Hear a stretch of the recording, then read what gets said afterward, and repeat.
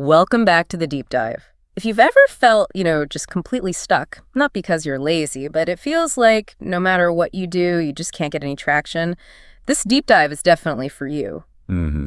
We tend to think we need to add more things, more hustle, another course. But our sources this week are pointing in a totally different direction. It's not about a lack of fuel. It's that the car is just weighed down. That's the core of it Yeah. there. We looked at a whole stack of behavioral psychology, coaching literature, and the thread was, well, it was undeniable. Forward momentum isn't about hitting the gas harder. It's about subtraction. Subtraction. Yeah. We're looking at 10 specific anchors. We're calling them dead weight that you are probably unconsciously dragging along with you. And our mission today is to help you spot them and maybe get the permission you need to finally just drop them. And what's fascinating from the research is how much our subconscious fights this. It's wired for repetition, for safety, not for reinvention. So if you really want a new future, you can't just wait around for motivation. No, you have to be intentional. You have to intentionally find these things, these weights, and schedule their removal right now. Let's start with one that's purely internal. And honestly, it can be one of the toughest to see in yourself. It's the loyalty you feel to an outdated version of you. Oh, that's a big one. We all have those old stories, right? What we survived, who we were in college, the identity we built a decade ago. Why is it so hard to let that person go? Because that person, that old you, served a real purpose for a time. The behavioral studies are clear on this. Our nervous system will always prioritize survival over expansion. Survival over expansion. Right. So if you learned in childhood that playing small or being quiet kept you safe, your system still sees playing big as, a potential threat. So staying loyal to that self that got you through everything feels safer than stepping into this unknown future version of you. So we're basically haunted. We're carrying around psychological ghosts. That's the perfect way to put it. And one source used this incredible analogy. If a snake doesn't shed its skin, it suffocates. It's that serious. And that shedding, it's uncomfortable, it's vulnerable, but it's the only way to grow. You have to give yourself permission to become unrecognizable. You do. You have to hold a funeral for who you used to be. That's where freedom really begins. Which flows perfectly into the second piece of dead weight, the habit of self-sabotage. Like right when you're about to have a breakthrough, we see success on the horizon and we flinch, and then we just pull the rug out from under ourselves. Why? It's the comfort zone paradox. You're right there. You're about to land the client, the relationship is getting serious, you hit a health goal, and then suddenly you numb out. You start a fight, you disappear. Because the chaos feels more familiar? It feels familiar, and therefore your nervous system reads it as safe. That breakthrough is more than you're used to, and that registers as a danger signal. I think most of us assume we're afraid of failing. But are you saying we're actually afraid of succeeding? In many cases, yes, precisely. If you fail, okay, you go back to the struggle it's predictable. But if you don't fail, well, now you have to step into a bigger life, a life that demands more from you. The self-sabotage is just a defense mechanism to get you back to that familiar, painful baseline. Okay, so let's shift from the internal stuff to the external weights we carry.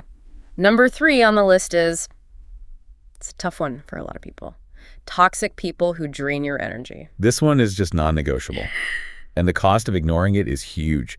Just think of the sheer mental energy it takes to constantly manage or defend yourself against someone who is just persistently negative. There's that saying, right? Yeah. You can't heal in the same environment that made you sick. And you have to stop believing you're the exception to that rule.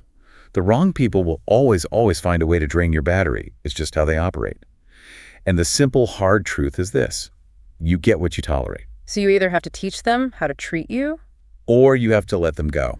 You have to remove the dead weight of their presence to make room for your own growth. And we often tolerate those people because of number 4, the addiction to the approval of others. It's like living your whole life as a performance. The sources called it being a jester dancing for a king. And the cost is, it's radical self-abandonment. When your entire sense of self is outsourced to what other people think, rejection isn't just painful. It feels like an internal death. It does. It feels like your very existence is being threatened. People-pleasing is literally sacrificing your own needs to manage someone else's emotions, all in the hopes that they'll give you the validation you can't give yourself. So if I stop doing that, what's the immediate result? Immediate friction. Guaranteed. Your authenticity is going to cost you the approval of some people. You just have to be willing to stomach that. But the trade-off is freedom.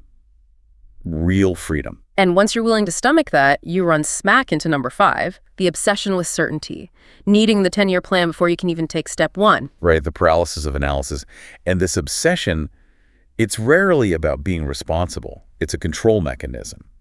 Often it's a trauma response from a time when things felt chaotic and unpredictable. You're trying to control the future to avoid the discomfort of uncertainty now. But you need some kind of plan, don't you? How do you move past that? Of course. But the clarity you're looking for, it almost never comes from just sitting there thinking and planning to plan. It comes from movement. From taking the first step. Exactly. Think of it like driving at night. You can only see, the next 100 feet in your headlights? You don't pull over and wait for sunrise. You drive the 100 feet you can see, and then the next 100 feet light up. The old ready, fire, aim model. That's it. Get ready, take the action, see what happens, and then adjust your aim. It's about iteration, not perfection. And that is the absolute enemy of the obsession with certainty. And if you're stuck in that certainty trap, you're almost definitely dealing with our 6th piece of dead weight, which is living in someday mode. Ah, yes. The ultimate comfort blanket. I'll start soon. Next year is my year. Someday is basically where dreams go to die. It really is. And the neuroscience on this is pretty clear. It's called temporal discounting. Our brain is wired to prefer the immediate comfort of doing nothing now over the potential reward of doing something later. Saying someday gives you this little hit of psychological safety without any of the risk. So how do you fight that? How do you create that urgency without just creating panic? You have to schedule it. It's that simple. If a goal doesn't have a time and a place on your calendar, it's not a goal. It's a wish. If you truly want it, you have to block out time for it. And if you won't do that, you have to be honest and just stop pretending it matters. That's a hard truth. And that pressure to act can be fueled by something else, which is number 7. The fantasy that success is going to magically fix you. Oh, this is a devastating trap. We chase the money, the followers, the title, thinking that when we get it, we'll finally feel whole. And it never works. Success only amplifies what's already there. If you're an insecure person, success just makes you a rich and famous insecure person. Money only solves money problems. It doesn't touch the deep stuff, like self-worth. So if I'm killing myself with hustle, hitting all my goals, why do I still feel empty? Because the hustle itself is an amazing distraction from your emotional pain. You're running. You get the temporary high from the achievement. It wears off, so you set an even bigger goal. You're unconsciously running from these inner wounds. You end up building this beautiful life that, on the inside, feels like a magnificent prison. Which brings us right to those wounds. Number 8, neglecting your inner child.